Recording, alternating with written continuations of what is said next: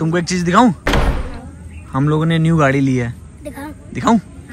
Guys मैं आपको बता दूं कि अगर आप लोग एज एन एक्टर काम कर रहे हो तो आपको एज एन एडी काम करना चाहिए। उसके अलावा मेरे एक सब्सक्राइबर है, उनका एक क्वेश्चन है, उनका क्वेश्चन का आज मैं जवाब दूंगा ताकि आप सबको भी पता चल जाए। मैं लिख सकता हूं वैसे, बट मैं व्लॉग में इसलिए ऐड करता हूं ताकि आप सब लोग भी देखते हो तो आप सबको भी पता चल जाए। अब वो चीजें मैं आपको दिखाने वाला हूँ जो कि बहुत ज्यादा इंपॉर्टेंट है, वो तो रखनी ही रखनी है आपको definitely. Hello good morning everyone, welcome back to my YouTube channel with Rohit Sehgal vlogs. तो गाइस आज भी मौसम थोड़ा सा मतलब सही बना हुआ है, हल्का हल्का सा सूरज है वो देखो, मतलब गर्मी है बट हाँ हवा नहीं चल रही। तो गाइस आज मुझे अपनी अमरनाथ यात्रा 2025 की पैकिंग करनी है गाइस। यस, कुछ ही दिनों में मैं निकलने वाला हूँ अमरनाथ के लिए। कौन कौन जा रहा है वो मैं आपको तभी बताऊंगा जिस दिन व्लॉग शूट करूंगा। और गाइस मैं आपको बताऊंगा कि क्या क्या चीजें इंपॉर्टेंट है अमरनाथ की यात्रा पर ले जाने के लिए, वो सब चीजें आपको बताऊंगा। लेकिन उससे पहले गाइस यहाँ से मैं जा रहा हूँ, इधर अपना एक गुहाना मोड़ है वहां तक जा रहा हूँ अपना फेस का साबुन लेने के लिए। तो चलो गाइस चल के हम लोग करते हैं अमरनाथ यात्रा की पैकिंग। बहुत सारी ऐसी चीजें हैं जो कि ले जानी बहुत ज्यादा इंपॉर्टेंट है। तो गाइस जो अभी जाना चाहते हैं अमरनाथ यात्रा, तो मैं बता दूं गाइस कि अभी रिसेंटली की जो डेट्स है ना वो मिलनी बहुत ज्यादा मुश्किल है। बट हाँ अभी आई थिंक 9 अगस्त तक यात्रा ओपन रहेगी, मतलब 3 जुलाई से 9 अगस्त तक यात्रा ओपन रहेगी। तो गाइस अगर किसी को भी अमरनाथ जाना है, अभी वो जाने के बारे में सोच रहे हो, तो मैं आपको बता दूं कि किस तरीके से वो रजिस्ट्रेशन करवा सकते हैं।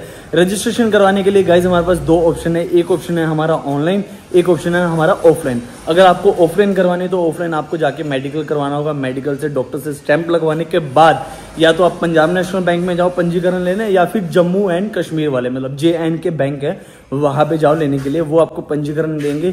कौन सी डेट की मिलेगी वो आपको वहीं पे जाके मिलेगा। गाइस इतना सारा सामान है, ये सारा सामान मुझे मतलब इसमें से छांटना है अभी कि क्या क्या मुझे लेकर जाना है। उसके अलावा गाइस ये जो मेरा बैग है ना, ये बैग की चैन निकल गई है। अभी बेसिकली जब मैं मुंबई से आया था तो आते टाइम ये बैग की चैन निकल गई थी मेरी। चैन को लगवा के आता हूँ, उसके साथ साथ मैं साबुन भी लेकर आऊंगा जो कि मेरे फेस की ब्यूटी है। मैंने गाइज आपको कभी भी नहीं दिखाया कि मैं कौन सा साबुन यूज करता हूँ। तो गाइज आज इस व्लॉग में मैं आपको दिखाऊंगा कि मेरे जो सीक्रेट साबुन है फेस के लिए। तो गाइज आज लंच में बना है चावल और उसके साथ गाइज बनी है दाल। बहुत टाइम के बाद मैंने आज घर का खाना खाया है गाइज, मजा आ गया, मतलब दाल चावल खा के आनंद आ गया। तो गाइज बैग मैंने आगे रख लिया और मैं एक्टिवा लेके जा रहा हूँ। हमारे पास एक ही एक्टिवा है और ये मेरी दोस्त खारिश हो गई इसको।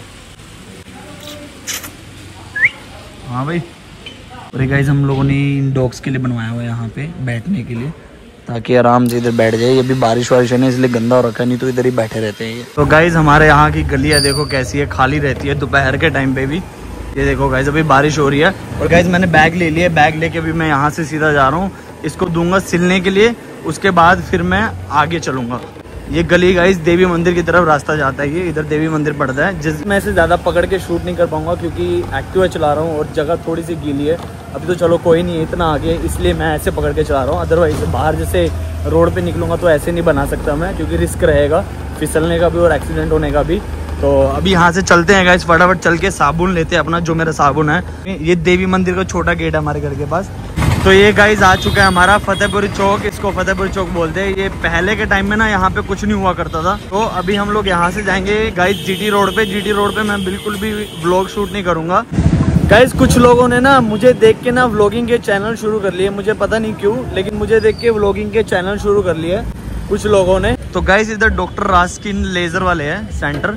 तो बेसिकली यहाँ से मेरी दवाई चली थी जब मेरा फेस खराब हो गया था ना, तो यहाँ से मुझे एक साबुन मिलता है, तो वो साबुन मैं यहाँ से लेता हूँ। तो गाइज ये वाला साबुन है मेरा जो कि मैं यूज करता हूँ। ये गाइज मतलब गर्ल्स वाला साबुन नहीं है, ये डॉक्टर ने मुझे रिकमेंड किया हुआ ये वाला साबुन। मैं यही यूज करता आ रहा हूँ, मतलब ये समझ लो 4-5 सालों से मैं यही यूज कर रहा हूँ। जिस दिन ये साबुन नहीं होता तब मैं गार्नियर मैन का फेस वॉश यूज कर लिया तो कर लिया, अदरवाइज ज्यादा टाइम तो मैं यही यूज करता हूँ। गाइज ये साबुन बहुत महंगा है, मतलब 160 रुपए का मुझे साबुन मिला है और मेरा चल जाता है कम से कम भी 2-2.5 महीने आराम से चल जाता है। क्योंकि उसका रीजन है सिर्फ मैं फेस पे यूज करता हूँ और कहीं बॉडी पार्ट पे कहीं यूज नहीं करता, सिर्फ फेस पे यूज करता हूँ। गाइज आ चुका हूँ मैं अपने घर पे और ये देखो मैं चैन लगवा के आ गया हूँ, ये चैन लग गई है। तो गाइज अभी मैं आपको बताता हूँ कि अमरनाथ यात्रा के लिए कौन कौन सी चीजें बहुत ज्यादा इंपॉर्टेंट है। तो गाइज अमरनाथ यात्रा पे जाने के लिए 2 रास्ते जाते हैं। एक हमारा जाता है पहलगांव, जहाँ पे अभी टूरिस्ट प्लेस पे फायरिंग हुई थी, जैसे कि आप सबको पता है, बहुत ही बुरा लगा था। उसके अलावा गाइस जो हमारा दूसरा रास्ता है वो है हमारा बालटाल। तो हम लोग गाइस बालटाल से जा रहे हैं, पहलगांव से नहीं जा रहे, क्योंकि उसका रीजन है बालटाल में ना हम एक दिन में ऊपर जाके नीचे आ सकते हैं, लेकिन जो पहलगांव वाला रास्ता है ना वो बहुत ही रिस्की है और बहुत ही खूबसूरत है। वहां से जाने में कम से कम भी हमको आई थिंक मतलब डिपेंड करता है मौसम के ऊपर, ऐसा कुछ भी नहीं है कि हमको टाइम इधर से भी लग सकता है, हमको टाइम उधर से भी लग सकता है, डिपेंड ऑन दी मतलब मॉनसून कि क्या वहां पे मॉनसून है उसके हिसाब से डिपेंड करता है। तो हम लोग जा रहे हैं बालटाल से, तो बालटाल के हिसाब से मैं पैकिंग कर रहा हूँ, तो आपको दिखा देता हूँ कि क्या क्या चीजें ऐसी है कि जो बहुत ही इंपॉर्टेंट है। ये चाहे आप किसी भी रास्ते में से जाओ बहुत इंपॉर्टेंट है। उसके अलावा बस ये है कि अगर उस तरफ से जाएंगे हम लोग पहलगांव से, वहां कपड़े ज्यादा लगेंगे, बालटाल से जाएंगे वहां कपड़े लगेंगे कम। उस हिसाब से आपको कुछ ऐसी चीजें हैं जो कि आपको कंपलसरी है रखनी ही रखनी है, बालटाल से जाओ चाहे फिर पहलगांव से जाओ। तो गाइज ये मेरी टी शर्ट्स है बेसिकली 1 2 3 4 5, ये बेसिकली 5 टी शर्ट है जो कि मैं ऐसे नॉर्मल डालूंगा, मतलब कहीं पे भी अगर मैं ट्रैवल करूंगा तो उसके लिए मैं ये डालूंगा, ठीक है। उसके अलावा गाइज 1 2 और 1 3, ये 3 टी शर्ट्स और रख लिए, मतलब मैंने इतनी टी शर्ट्स रख लिए गाइज सेफ्टी के लिए। वो मैं बताऊंगा कि क्यों इंपॉर्टेंट है इतनी टी शर्ट्स रखना। इसमें से कुछ 1-2 टी शर्ट्स कम हो सकती है, मतलब ये समझ लो मेरे पास टी शर्ट्स नाना करते भी 5-6 तो टी शर्ट्स मेरे पास रहेंगी ही रहेंगी। उसके अलावा गाइज देखो 1 शर्ट हो गई, 2 3 4 और 1 5 शर्ट होगी, मतलब 5 टी शर्ट्स होगी, 5 शर्ट्स होगी, मतलब 10 मेरी जोड़ी ये हो गई। तो 10 जोड़ी गाइज सिर्फ मेरी टी शर्ट्स है, क्योंकि उसका रीजन है वहां पे जो मौसम है ना गाइज, वहां पे मौसम का कुछ नहीं पता, कभी भी चेंज हो सकता है। मतलब जैसे 5 मिनट में बारिश आ जाए, बाढ़ आ जाए, आंधी आ जाए, तूफान आ जाए, कुछ भी धूप आ जाए, कुछ भी नहीं पता। सेफ्टी के लिए हमको बहुत सारे कपड़े रखने पड़ते हैं सेफ्टी के लिए। बाकी यहाँ से हम लोग बड़ा बैग भर के लेके जाएंगे, एक ये बैग होगा और उसके अलावा एक और पिट्ठू बैग होगा जिसमें हम लोग कपड़े डालेंगे और बहुत सारी चीजें डालेंगे। उसके अलावा कहते हैं सैंडो बनान्स होगी, उसके अलावा अंडरवियर्स हो गए, अंडरवियर्स भी कम से कम भी 7-8 अंडरवियर तो रखने हैं, मतलब जितने दिन का प्लान होगा ना उस हिसाब से जैसे भी आप कंफर्टेबल हो, कम रखने आपको कम रख लो, ज्यादा रखने ज्यादा रख लो, तो वो आपके ऊपर डिपेंड करता है। बट कम से कम भी 4-5 जोड़ी तो रखना, मतलब 4-5 नहीं तो 5-6 जोड़ी तो रखना, क्योंकि वो कंपलसरी है, कभी भी बारिश हो सकती है। क्योंकि अगर मान लो कम हमारे पास कपड़े हुए तो बारिश ज्यादा हो गई, कपड़े भीग गए तो दिक्कत हो जाएगी। इसके अलावा गाइज मैंने शॉर्ट्स रख लिया है 1 2 3 गाइज, 1 हो गया, ठीक है, 2 3 4 और 1 ये शॉर्ट होगी, ठीक है। तो गाइज ये मैंने रख लिया लोअर और शॉर्ट्स रख लिए, कम से कम भी 4 शॉर्ट्स रखी है, 3-4 लोअर रखे है। उसके अलावा गाइज मैंने 2 जीन्स रखी है जो कि मेरी है, एक ये फटी वाली और उसके अलावा ये एक जीन्स होगी। इसके अलावा गाइज इसके अलावा एक और जीन्स रखूंगा सेफ्टी के लिए, मान लो बारिश होगी, कुछ हो गया, कभी लोअर पहनने का मन नहीं किया, जीन्स पहन लिया, जीन्स में कंफर्टेबल नहीं हुआ तो लोअर पहन लिया। तो इस वजह से, क्योंकि कभी कभी ऐसा होता है कि जब हम लोग ऊपर चढ़ाई चढ़ते हैं ना तो मतलब चला नहीं जाता, जीन्स में चला नहीं जाता, या फिर मान लो लोअर में नहीं चला जाता। वैसे तो लोअर में चला जाता है, बट किसी किसी के लिए कंफर्टेबल है, किसी के लिए नहीं है।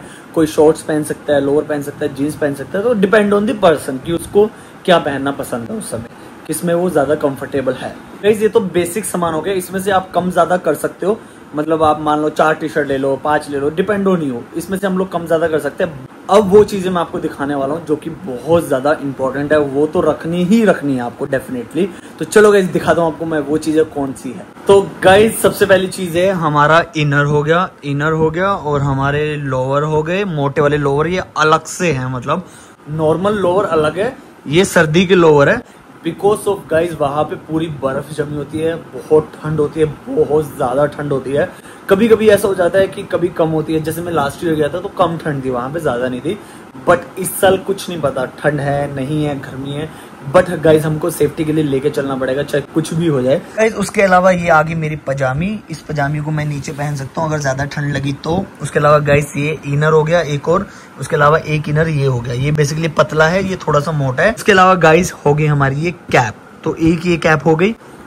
उसके अलावा एक और कैप आती है मंकी वाली, जो कि पूरा ऐसा कवर कर देती है, पूरा बस ये इतना हिस्सा दिखता है पूरा कवर देती है, कान सर्वर पूरा गला वाला पूरा ढक देती है, वो भी कैप अच्छी होती है। तो मैं ये वाली कैप लेकर जा रहा हूँ। मैंने लिया मफरल, ये मफरल है मेरे पास, ये पतले वाला मफरल है, गले में हवा ना जाए, अंदर गले से इधर से अंदर हवा ना जाए, इसलिए हम लोगों ने मफरल भी रखा है सेफ्टी के लिए। उसके अलावा गाइज ये होगी एक मोटी जैकेट जो कि हवा को रोक सके, ठंड को रोक सके। उसके अलावा गाइज हमको जुराबे भी, मतलब सॉक्स जो है हमारी, वो भी मतलब ऐसे कि विंटर वाली हमको लेनी होगी, क्योंकि पैरों से भी हवा जाती है ना, मेरे को ऐसा लगता है कि पैरों से भी हवा जाती है अंदर, तो इसीलिए जुराबे, मतलब जो कि यहाँ तक जुराबे आएंगी, वो जुराबे लेंगे। और साथ में जूते गाइज, जूते मतलब ऐसे होने चाहिए फिसलने वाले ना हो, अच्छे जूते हो, चाहे आप नया जोड़ी ले लो एक, बट गाइज जूते बहुत इंपॉर्टेंट है, क्योंकि अगर जूते ही अच्छे नहीं होंगे तो आपको पैरों में दर्द होगा, फिर आप चल नहीं पाओगे। और अमरनाथ की गाइज चढ़ाई, मतलब भोले बाबा जी की कृपा है, जो भी चढ़ लेता है ना, मतलब सच में बहुत ही टफ है। उसके अलावा गाइज हमको एक्स्ट्रा चप्पल लेनी है। चप्पल का रीजन नहीं है, अगर मान लो बारिश हो रही है बहुत ज्यादा, हम जूते पहन के नहीं चल सकते, तो चप्पल ले लो, सैंडल ले लो, सबसे बेस्ट है ये। इसको लेके चलना है गाइज, क्योंकि वहाँ का मौसम का कुछ नहीं पता, ये रखने ही रखने हैं, जो आपको हमने बताया ना कंपलसरी है, वो तो रखना ही रखना है आपको, चाहे कुछ भी हो जाए। हम लोग साथ में लेंगे छाता इसलिए बारिश के लिए, अगर मान लो ज्यादा धूप है तो धूप में खोलना है तो खोल लिया, नहीं तो गाइज ज्यादा बारिश है तो छाता खोलो। उसके अलावा गाइज बारिश ज्यादा होगी तो हमको बैग वैग बचाने के लिए रेनकोट लेना है साथ में। ये बेसिकली मुझे फ्री में मिला था गाइज। बेसिकली क्या होता कि इंस्टाग्राम की एक रील बनानी थी मुझे, तो ब्रांड वालों की तरफ से मुझे मतलब फ्री में मिला था गाइज। उसके अलावा हमको रखनी है कपूर गाइज, इसलिए रखनी है क्योंकि जब हम लोग ऊपर जाएंगे ना भवन की तरफ, तो ऊपर जैसे जैसे जाते रहेंगे वहां पे ऑक्सीजन की कमी है, बहुत ही, मतलब ज़्यादा नहीं है बट हाँ ऑक्सीजन की कमी है। जो लाइक स्मोक करते हैं या फिर जिनसे नहीं चला जाता, ओल्ड एज हो गए, उनके लिए काफ़ी ज़्यादा हेल्पफुल रहेगी ये कपूर। इससे क्या होगा कि हम क्या कर सकते हैं, इसको हम लोग हाथ में बांध देंगे इधर रुमाल के साथ, तो इसको ऐसे सूंघते रहना, लाइक ऐसा, उसे नाक खुला रहेगा। तो कपूर कपूर रख लेना सेफ्टी के लिए बहुत ज़्यादा इंपॉर्टेंट है। तो उसके अलावा हम लोग रखते हैं टॉर्च इसलिए रखते हैं क्योंकि मान लो वहाँ पे लाइट चलेगी पहाड़ों में, कहीं पे कुछ हो गया तो हम लोग टॉर्च मार के देख सकते हैं सेफ्टी के लिए। लेकिन गाइज मुझे लगता है कि 2025 मतलब इस साल टॉर्च की जरूरत नहीं होगी, क्योंकि ऊपर लाइट्स लग गई होंगी, बट फिर भी हमको अपनी सेफ्टी के लिए रख के जाना है टॉर्च। एक टॉर्च को हम साथ में रखेंगे अपने। उसके अलावा गाइज मैंने 2 बेल्ट्स को ले लिया है। मान लो ऊपर चढ़ाई चढ़ते चढ़ते एक बेल्ट अगर टूट गई तो दूसरी बेल्ट मैंने रख ली है, ठीक है। उसके अलावा गाइज 2 हैंकी रख लिए मैंने, 2 हैंकी के बाद एक और रुमाल रख लिया है। उसके अलावा गाइज मैंने इसमें बीटाडीन हो गया, डिटोल हो गया, कॉटन हो गया, वो सब चीजें रख ली है।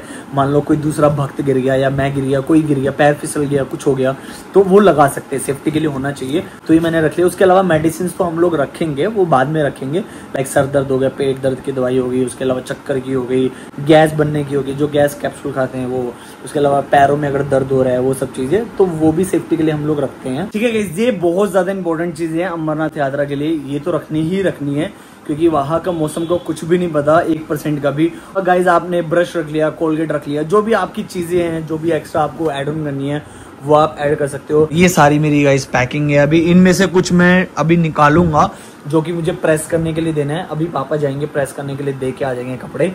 तो गाइज ये थी हमारी सिर्फ और सिर्फ पैकिंग की, कि क्या क्या सामान लेके जाना चाहिए घर से, और बाकी जिसको भी जाना है उसको मैंने बता दिया कि किस तरीके से अप्लाई कर सकते हैं। पंजीकरण लिए बिना मत जाना इस साल गाइज, क्योंकि अभी जो अपना पहलगांव में जो हुआ था, वहां पे फायरिंग हुई थी, उस कारण गाइज बिना पंजीकरण के किसी बंदे को अलाउड नहीं है, किसी बंदे को अलाउड नहीं है।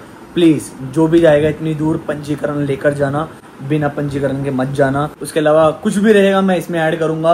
तो चलो गाइज चलते हैं हम लोग यहाँ से सीधा रनिंग के लिए। बहुत टाइम से मैं रनिंग के लिए नहीं गया, तो गाइज आज मैं आपको अपने पानीपत में दिखाता हूँ। एल्डिगो एक है, मतलब पानीपत से थोड़ा बाहर निकल के है, मतलब गाइज एल्डिगो लेके चलता हूँ। जब मैं वहां पे गया था तो पुराने फोन से गया था, अभी गाइज मैं जा रहा हूँ नए फोन से। उसके अलावा मेरे एक सब्सक्राइबर है, उनका एक क्वेश्चन है, उनका क्वेश्चन का आज मैं जवाब दूंगा, ताकि आप सबको भी पता चल जाए। मैं लिख सकता हूँ वैसे, बट मैं व्लॉग में इसलिए ऐड करता हूँ ताकि आप सब लोग भी देखते हो तो आप सबको भी पता चल जाए, सबको भी क्लैरिटी मिलती रहे।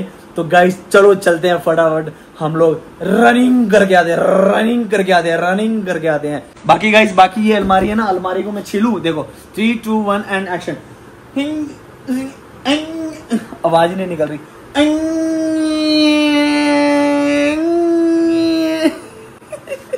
हाँ गाइस शाम हो चुकी है, मैं निकल चुका हूँ, क्योंकि मेरा पूरा दिन ना बेसिकली पैकिंग में निकल गया। पहले मैं बैग ठीक करवाने गया, फिर साबुन लेने गया, वो थोड़ा दूर रास्ता था, जीटी रोड पे था। बैग वाली जगह तो पास में थी, लेकिन जब मैं साबुन लेने गया बहुत दूर था, कम से कम भी मेरे को आधा पौना घंटा लग गया आने जाने में। तो गाइज ये आ गया है एल्डिगो। ये एल्डिगो है, यहाँ पे बहुत ही महंगी जगह मिलती है गाइज। और यहाँ पे अंदर बच्चे हैं जिनके साथ मैं आके खेलता था। डेली रनिंग के लिए मैं आता था जब भी इधर होता था घर पे। यहाँ पे लास्ट में आया था होली वाले दिन। होली वाले दिन के बाद से नहीं है, मतलब मार्च अप्रैल मई जून, मतलब 3 महीने हो गया। 3 महीने के बाद आया हूँ। बच्चे देखना कैसे खुश हो जाएंगे बच्चों को हाय हेलो करके। फिर उसके बाद हम लोग रनिंग शुरू करेंगे। ये देखा इस बच्चे हैं इधर, बच्चे आवाज लगाता हूँ।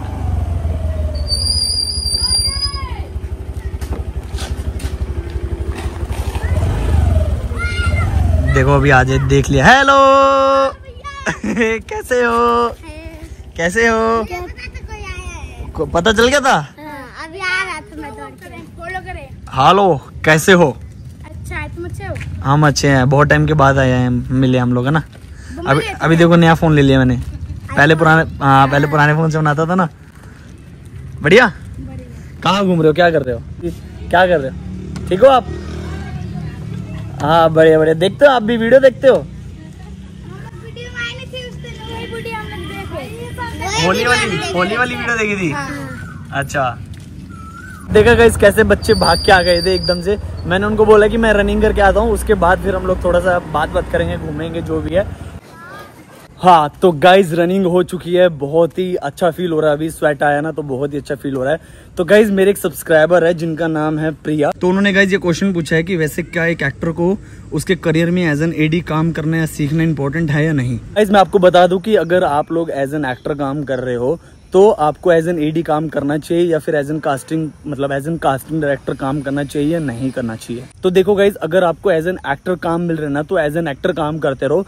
कहीं कास्टिंग में मत जाओ, कहीं एज एन एडी में मत जाओ ये सोच के कि अरे मैं कास्टिंग में जाऊंगा तो मुझे अच्छा रोल मिल जाएगा, मैं एडी में जाऊंगा तो मुझे अच्छा रोल मिल जाएगा। तो गाइज ऐसा कुछ भी नहीं है। आप अगर एज एन एक्टर काम कर रहे हो अच्छा तो प्लीज एज एन एक्टर काम करिए। आपको कहीं और जाने की जरूरत नहीं है। अगर आपको एज एन एक्टर काम नहीं मिल रहा तो गाइज आप लोग ऑडिशंस दीजिए, आप लोग प्रैक्टिस कीजिए, आप लोग जूनियर आर्टिस्ट काम कीजिए, आप लोग फीचर कास्ट काम कीजिए। वो मैं क्यों बोल रहा हूँ, वो इसलिए बोल रहा हूँ गाइज अगर आप लोग एज एन एडी और एज एन कास्टिंग में काम करने चले जाओगे ना तो आपका जो आपका क्राफ्ट है ना गाइज वो पीछे आ जाएगा। क्योंकि एज एन एडी और एज एन कास्टिंग में गाइज बिल्कुल भी टाइम नहीं मिलता अपने क्राफ्ट के ऊपर काम करने के लिए। जैसे मैं अपना पर्सनल एक्सपीरियंस बताऊं, जब मैं एज एन एडी और जब मैं एज एन कास्टिंग काम करता था तो गाइज मुझे बिल्कुल भी टाइम नहीं मिलता था एज एन एक्टर काम करने के लिए। मुझे प्रैक्टिस करने के लिए भी टाइम नहीं मिलता था। इसीलिए मैं मना करता हूँ गाइज कि एज एन एडी और एज एन कास्टिंग में काम मत करो। अगर आपको करना ही है तो मैं आपको ये रिकमेंड करूंगा एज एन एडी काम करो। क्यों? क्योंकि उसका बेनिफिट है जब आप लोग सेट पे रहोगे, चीजें आप लोग देखोगे, आसपास इन्वायरमेंट देखोगे तो उसमें आप बहुत ज्यादा चीजें सीख पाओगे। कास्टिंग में क्या है, कास्टिंग में बेसिकली आप गाइज एक्टर से बात कर लोगे और उसके अलावा आपको पूरा दिन ऑफिस में बैठा रहना होगा। उसके अलावा गाइज पूरा दिन आपको कंप्यूटर के आगे काम करना होगा, डाटा शिफ्ट करना होगा, ये करना होगा, वो करना होगा। तो बहुत ही लफड़े है कास्टिंग में। कास्टिंग में आपको सारे दिन ऑफिस में बैठना होगा, आपको टेक्स लेने होंगे, एक्टर से बात करनी होगी। उसका ज्यादा बेनिफिट नहीं है। ज्यादा बेनिफिट हमको है एज एन एडी काम करने का। क्योंकि एज एन एडी में हमको बहुत सारी चीजें पता चलेंगी जब हम लोग सेट पे रहेंगे।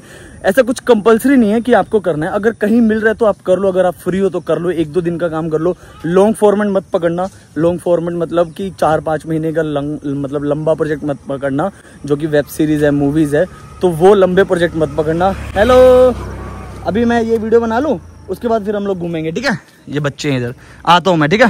भैया आपके पास तो प्ले बटन है ना? मेरे कौन से? प्ले बटन अभी नहीं आया, अभी नहीं आया। तो आपके घर में देखा बच्चा? वो तो किसी और का घर था। ठीक है, हाँ जिसके घर में बच्चे थे।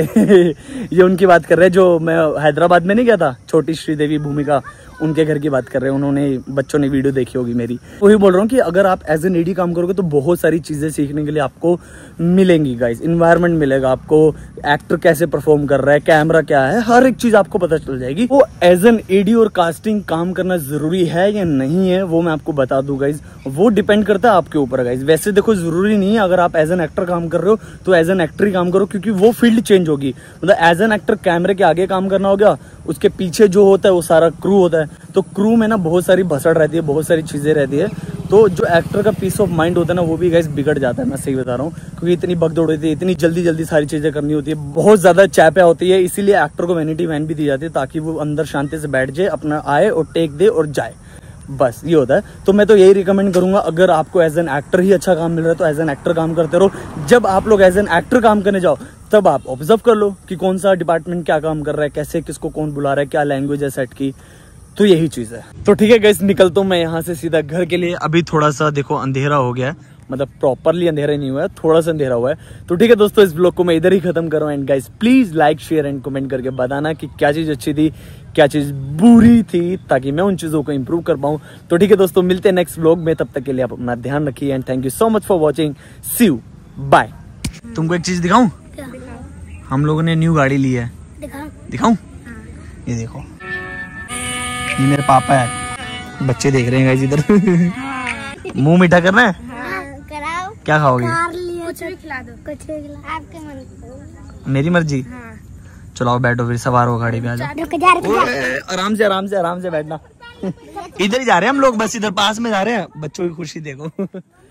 देख रहे हो खुशी बच्चों की, यही खुशी होती है गाइस। छोटी छोटी खुशी है ना, बड़ी खुशी बनती है एक दिन।